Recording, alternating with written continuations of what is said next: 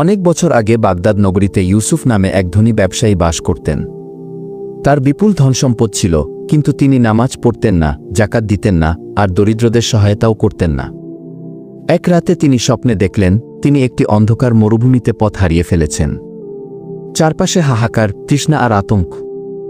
হঠাৎ আকাশ থেকে এক দীপ্ত আলো নেমে এলো। সেই আলোতে এক বৃদ্ধ ব্যক্তি বললেন, হে ইউসুফ, দুনিয়ার সম্পদ একদিন মাটির নিচে চলে যাবে, কিন্তু তোমার সৎকর্ম কিয়ামতের দিনে আলো হয়ে জ্বলবে।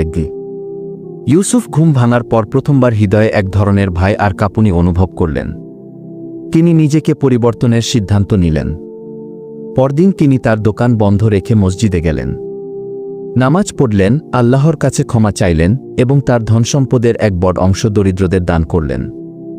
কয়েক মাস পর মানুষ দেখল আগের গর্বিত ইউসুফ এখন বিনয়ী, দয়ালু ও ধর্মপরায়ণ মানুষে পরিণত হয়েছেন।